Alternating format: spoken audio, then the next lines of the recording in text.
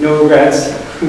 It was certainly a big challenge, but I can't begin to tell you, I would never be able to describe to you the joy of that first Christmas. It was a true Christmas for me. Christ really had become born in my heart. I had nothing except Him. I was snug as a bug in a rug. I was given this little basement grotto, and it was a grotto in the inner city. Stone walls. You couldn't stand up in it. I had begged it from Catherine, from Sheila Burnett, who's the directress of the Shepherds. I had been employed in paid staff for a couple of years, but I had now, with giving everything away, asked if I could just volunteer my service, fill in with staff, couldn't make it or whatever, and in exchange, could you give me a little room somewhere? Well, surely in one of the Hope buildings, which was a gradated living situation of functionability, I was in C building. I was staff there, we managed medication and stuff. They gave me the basement, but this basement was truly left unfinished. It was old, stone walls, a dirt floor, and you couldn't stand up. It was really a cave. I threw an old carpet down. As I said, I was snug as a bug in a rug. I was in the honeymoon with my Lord. And I was at daily mass, and I was eating the soup kitchen, going to... Now, it was just the greatest time. There was a freedom in my life. There was a sense of a kingdom. Because now I had nothing to rely on. I had no credential in the world. I had no money. I had no real status. But now, people were questioning my sanity. So even though that was that poverty, oh my God, I can't begin to tell you. I began to enter into the secret consolations of St. Francis and those saints who tried to live imitation of Christ without compromising, living poor as Christ. So many of us don't know the poor Christ. We don't know the Good Shepherd who makes himself poor in order to save us. I can tell you so many stories of the ones that Jesus would bring through the door, and with him and Our Lady, the saints and my volunteers. We would see them nurture back to life, or find life that they never had before. Those who were terribly traumatized in ways that I would never repeat to another person, like a priest who would never share some of the things that he hears, even anonymously, because just hearing it would traumatize you. Just hearing what evil can visit us even through penance. Or very addicted through all of the pain that they endured, that Jesus was trying to sustain them and help them cope. They developed these medications, these habits of medication, began to become very addictive. And of course the addiction itself is like a life circling a drain, because your whole life just becomes then a drug. Takes everything away from you. So Jesus was among his people, and he taught me how to do this and what to say, when not to say, when to shut up, how to keep it simple, but how to be a host and to offer the hospitality of my heart. And I could do that so long as my heart was united to the heart of God. If I was in the host of Jesus Christ, if I was living Eucharistically in the Sacred Heart of Jesus, then I could love without counting the cost. But if I would fall into my sinfulness, my selfish disorder of original sin, boy, I didn't have anything to offer, and I might as well have closed the door that day, and I could do more damage than help. Right? So there was so much. Every day, 25 years, Jesus and I, side by side, Our Lady, Jesus washing the feet of the poor, Our Lady drying them. The beautiful rosary we prayed every day with the poor, the chapel of mercy. Oh, it was heaven on earth. And we saw the constant miracles of the kingdom. I mean, just to tell you one, it just pops into my head. There was a woman took off the street. This is a woman who actually came into my store first time, and she pronounced herself as a witch. And she wanted to see what my reaction would be. And I said, "Oh, you're a witch? I've never met a witch. Would you come and sit and have a coffee with me and tell me all about it?" Well, she had never got that reaction before. So she just was so eager to sit down and spill beans. And of course we had a wonderful conversation, and she saw I was interested. I really was generally interested because I cared about her soul. And that woman continued to come back and come back. It was that woman I gave the diary to Faustina one weekend, and she locked herself in the bathroom. I told you about that. And she came out, and she completely converted woman. And she had herself and her two boys baptized. It was the Godfather.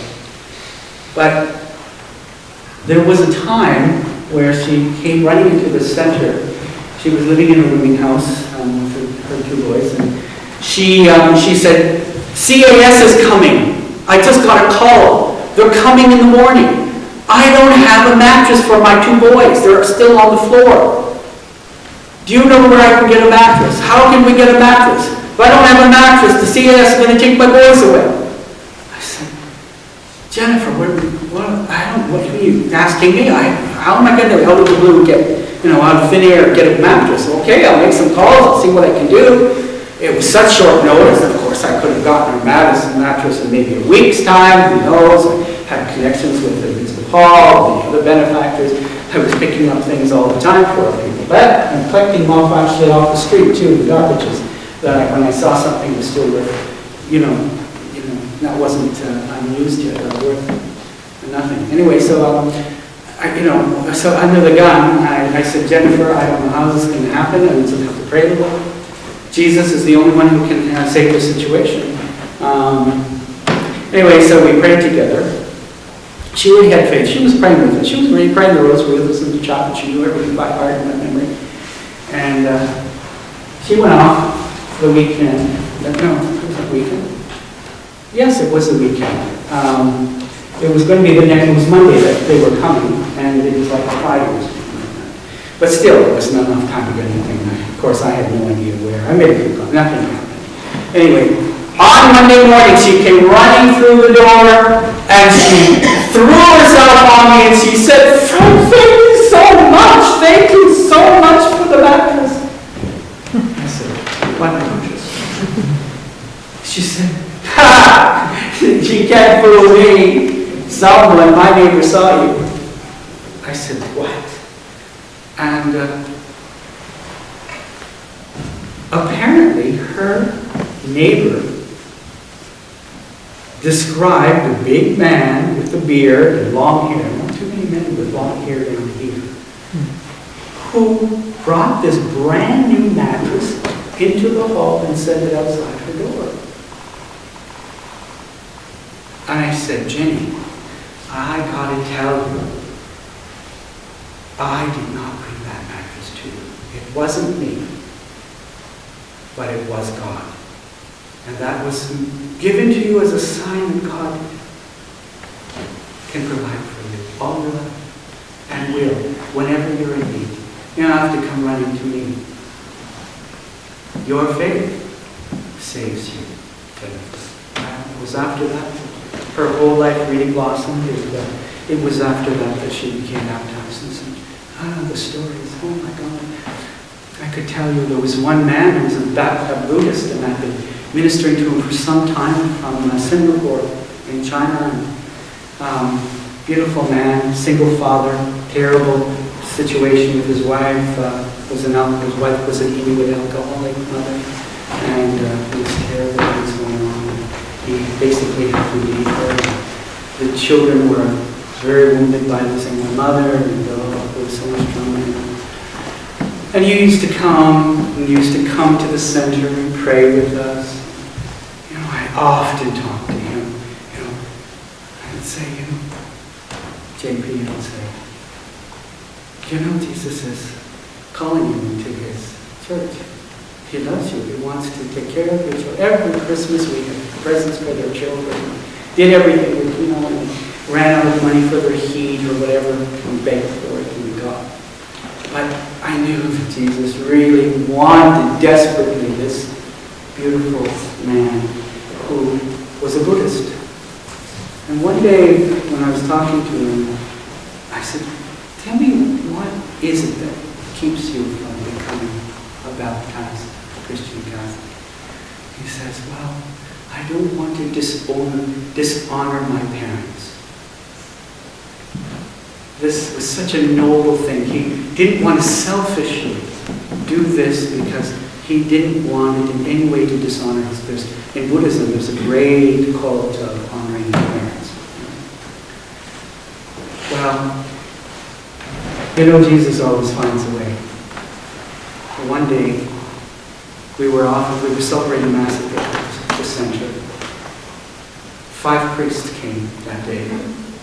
And my parish priest from Richmond, and I asked permission if it would happen, could we do a baptism in the store that day, if we have an opportunity. If God makes that happen, okay, I agree. So I got permission from my pastor. And there was a priest there I spoke to. He had a way with people. He had a way with people. And I went over to him and he said, I'm going to baptize you. Jesus wants it. JP was so scared. He came at it with such certainty. He says, okay. So I had a little Chinese bowl in my cupboard. And the priests made some holy water. When a man was baptized in the middle of the center with 5 priests present. Someone, after 5 years, I thought, is not what's going to happen? The things that happened in the center, I can't even tell you, were nothing less than miraculous. And so, that's, not what I planned to talk about at all tonight. But the Good Shepherd was telling me he wanted me to tell you these things, of how he is the Good Shepherd, how he goes after each soul, especially his poor soul. And each one of us, before we knew it, before we loved him, he loved us first. And he was the shepherd who wanted us to live with him forever. He wanted to be a father to us. He wanted to be our best friend, and he was willing to do anything to get us. And so that's why you're sitting here. Each one of you have your story. And I have a myriad of stories of your divine mercy in the lives of our people. I'm going to finish with this, which is a little getting back on track with our mission. We yesterday talked about the first coming was the incarnation. What does the incarnation really mean? What does that mean? With the incarnation, we have to understand what is the real presence of the real God. The two go hand in hand. Isaiah gives us the prophetic name of who Jesus is going to be. He's going to be the God who lives among us. How? In the real presence of his being that he was going to impart to each one of us, beginning from the house of bread, and then in every tabernacle of every altar around the world, revealing the sacred heart of the shepherd of our souls, who feeds us. You see, sheep need feeding. We've heard about the grass, we are grass, and our lives are very finicky, and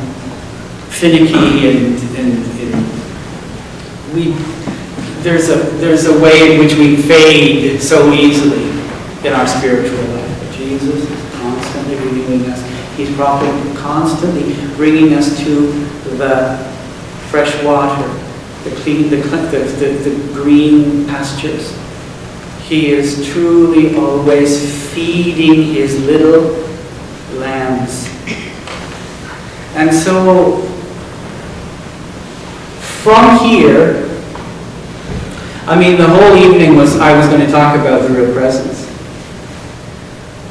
But I want you just to know that the name of the real presence is Jesus Emmanuel. Just say it in the quiet of your heart. And with the shepherd will come. It's a secret name. But Jesus is the Emmanuel. He is the one that would come to be food for us, feed us, shepherd us, pastor us, go after us, heal us, save us, love us into life. And so tonight, I was also going to begin to introduce the whole topic of how we live Eucharistically, how we live in the real presence. It's not just when we come to church that we come into the real presence, but what happens is Jesus is on the altar because where he really wants to go is not there in that metal box. He wants to go here in this fleshly body. We are to become the hosts of Jesus. Who is the host of hosts? You know? Hosanna, Hosanna in the highest, and holy, holy, holy with the angels. God of hosts.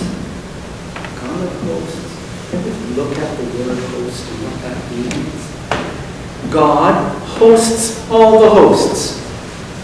Hosting is what God does. We call the Eucharist the host, the holy host. Because God hosts us. We go into his green pastures. We go into the living water that cleanses us. We go into the life of the Trinity through the host, that host which we know now is the Sacred Heart, Sacred Eucharistic Heart. That's where we go into pasture well this night. And so our whole life has to revolve around the Eucharistic Emmanuel, the sacred Eucharistic heart of Jesus Christ. That's what the first coming was all about, and what we have been living in our church for 2,000 years. But there are those now who have strayed from the pastures of the pastor, who have not come to feed on the Eucharist anymore, and it will be the Eucharist that Jesus will be betrayed again. Do you remember where Jesus was first betrayed by his own? At the institution of the Last Supper. Remember that? There's a whole teaching I'll give you one day on what that means in the days to come. However, what I wanted to then begin to explore with you is what I learned in the Philippines and how I was able to live sustained for 25 years in the desert of a street with its noise and its marketplace confusion, chaos, sin, disorder, abuses, beauty. And that is what we as a church live Eucharistically as a people of God, called Nazareth life. Jesus was conceived in Nazareth. He was born to the world in Bethlehem and then went back to Nazareth. And Nazareth is the ordinary, mundane routine life of collective life wherever we live. Nazareth is what I learned in the Donna House. In the fold-outs, the handouts I gave you, you can read it tonight, what Nazareth is in Catherine's own words, which, thank God, I brought so that you can have some teaching on that. But again, maybe Father Bob will write me back one day, and I'll talk a little bit more about that. But Nazareth is what we're called to live here in this parish and in St. Philip's. We are called to host the living God as He hosts us in the ordinary and everyday and the hidden life of the kingdom that is here and now. Becoming aware of the incarnate Jesus Christ, Emmanuel. See, Catherine came over from Russia where she was living this all the time. Her parents taught it. She lived in a culture where Jesus was incarnate. The whole spirituality of Russia was incarnation. We haven't yet been introduced to it. It was Catherine Doherty who in a big way began to bring this about. She lived it on the street in the Friendship House where she particularly learned it, but in her childhood already she had been formed. And then she went, of course, in the way in which the church is called to love neighbor as self. Now, with that command, I need to make a point that's very important, and I often don't hear it. And that is, that commandment that Jesus makes succinct, the Decalogue, the 10 Commandments of Moses, as love God with all your heart and all your mind and all your strength and your neighbor as yourself, is not love God and love neighbor. It's not two things. Your love of God is expressed in your love of neighbor. There is no love of God unless it's expressed in the way you live with your neighbor. Loving like you do yourself. Do you understand what I'm saying? There's a subtlety that people get wrong. You cannot just love God. Love is love. And when God is in you, and you are not suppressing that movement of Him in your life into the world that you host, then you'll be loving your neighbor as naturally as breathing. And that's what Mother Teresa would tell us, again and again. There are those who love, who want something in return, and there are those who want love because they want to be recognized, and that they want something from. But no, love happens in those souls where, like a flower, they breathe the essence of their perfume and sanctity into God and into everything around them without wanting any remuneration and anything for it. Freely we have given and freely we give. And so mercy is the way of Nazareth. The work of Mary and Joseph who catered and served in a myriad of acts of mercy towards Jesus. And that went into the neighborhood. I'm sure Joseph was a great leader in his community and man of mercy. I'm sure he did things for free all the time. I'm sure once he was asked to do something, he did. I'm sure Our Lady was exactly the same thing. Our Lady was not this, shy, pious kind of woman. Our Lady was a mother bear. Our Lady's love is ferocious. Our Lady's love is like a fire that comes towards you. The mother's love that just wants to envelop you. And Catherine Doherty understood that. And that's the force of love that she was in the community, and she taught us. So they were the first to host Emmanuel, the God among us. They lived Eucharistically. They were constantly being fed by Jesus.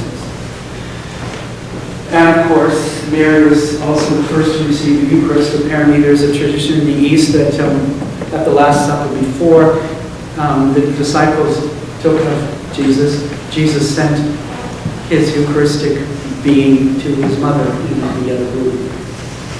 And we know that quietly Jesus was the one. Jesus appeared to his mother first in hiddenness after his resurrection and before ceremony. Anyway, the host is God. God, you know, our whole faith started, you know, with the wonderful hospitality of Abraham, right? These strangers come and he offers them hospitality. He hosts them. And because of that, God begins to host Abraham and all of his descendants. It's all about hospitality.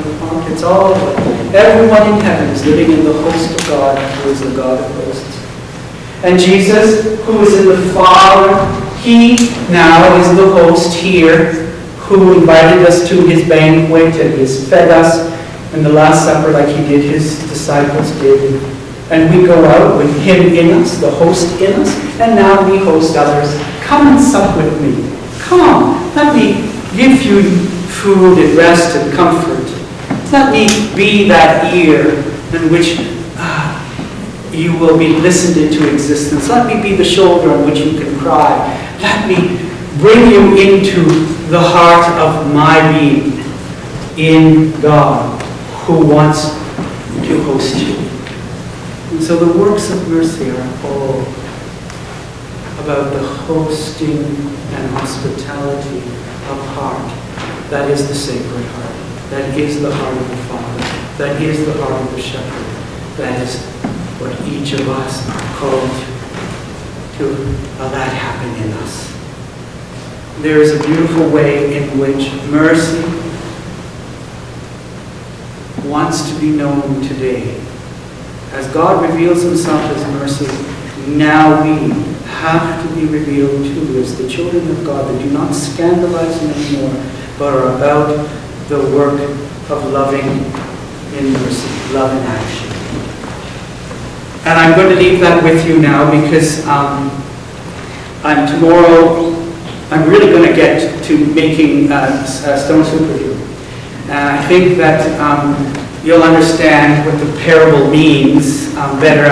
I want you to read those handouts that I gave to you tonight in preparation for tomorrow. These things I could have, used a whole week folks just to have been able to really expound it on properly and explain. But we only had 3 days. And we have to, work within that situation. So I have to very clearly listen to our Lord in terms of what He really wanted to say. Not so much cover the material, but really speak and communicate His love and His presence as the Emmanuel and the host of this world. So I want you in your handout to read, especially Nazareth, from the words of Catherine herself. And read that letter at Christmas that she wrote 40 years ago. And tell me if that's not prophetic, what she wrote. And then, of course, the last meditation that she also gives, I think will be really important. Rejoice, rejoice, Emmanuel,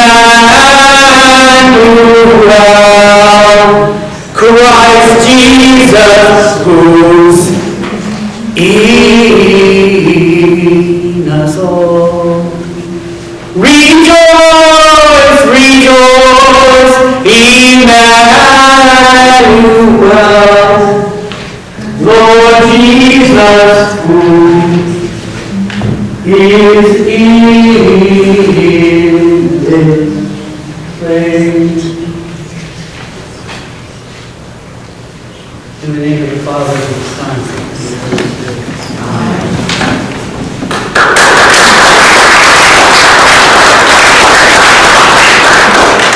Amen. So tomorrow we'll be back at St. Philip's, 7 o'clock. Won't be a mass, there'll be a liturgy of the word, which will be a chance to examine our conscience and get to hear about the stone soup and things like that. I'm trying to develop a real appetite for We'll also take up a collection if you want to somehow honour that Fred for his work and for everything that he's put into these teachings. So we'll take that up to tomorrow. There'll be a confession heard, and also we've got prayer teams available to pray for you for any other healing needs that you have. So we look forward to seeing you tomorrow. Safe journey back. Thanks for coming out, everyone.